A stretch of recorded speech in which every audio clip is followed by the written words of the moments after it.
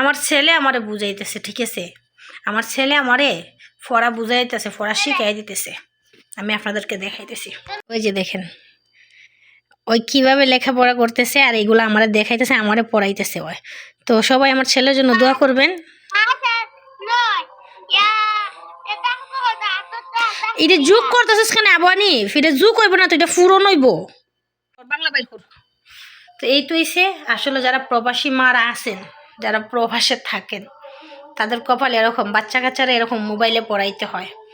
তো যারা প্রবাসী আছেন তারা তো অবশ্যই বুঝেন। এই তো কপাল আর কি, কপাল বলতে পারেন, প্রবাসীদের কপাল। আপনারা যে প্রবাসীদেরকে গালাগালি করেন, এটা হচ্ছে প্রবাসীদের কপাল।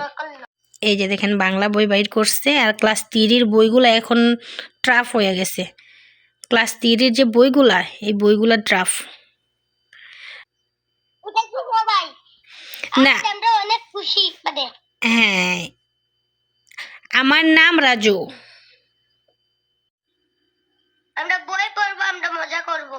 হ্যাঁ, এই তো এটা মুখস্থ করতে হইবা তোমার। আর তুমি মোবাইলে ফাতারে ধরছো, পাতারে ধরলে আমি কিছুই দেখতেছি না, জাপসা দেখা যাইতেছে।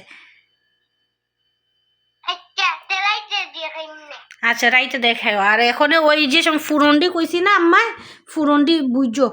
আর সামনের মাস থেকে প্রাইভেটও যাইবা, ঠিক আছে?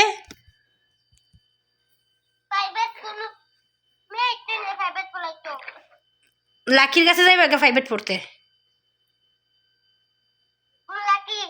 আচ্ছা তোমার নানুর সাথে কথা কইব না, ওখানে আম্মা রাখি। হ্যাঁ, আম্মা নামাজ পড়বো, নামাজ পড়ে ফোন দিব না। আর তুমিও নামাজও যাইও, বুঝছো? ও লাকির সাথে যাইবা গা চাকরিত। আচ্ছা তে আম্মা বালাটা টিচার বাইর করবো না। হ্যাঁ, তোমার নানুর সাথে কথা কয়ে বালাটা টিচার বাইর করবো না। আর তুমি নামাজ যাইও, আম্মু নামাজ পড়ি। হ্যাঁ ফুট একটা পাপ্পি দিতা না এভাবে না, আর দে এভাবে। এই যে আমার কালার সান, আমার লক্ষ্মী শোনাই এটা। ই আব্বু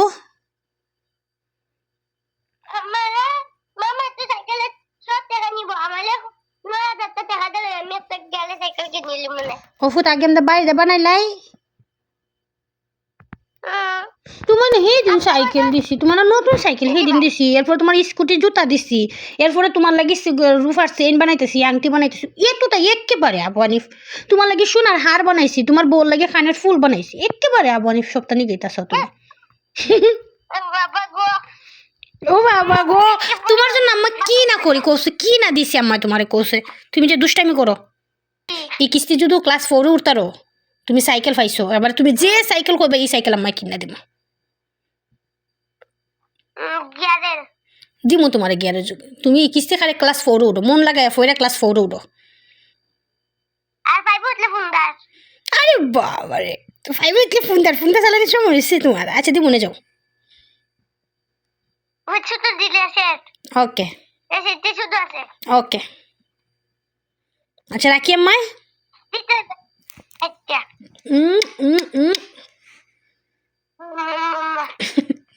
লাভ ইউ, আই লাভ ইউ,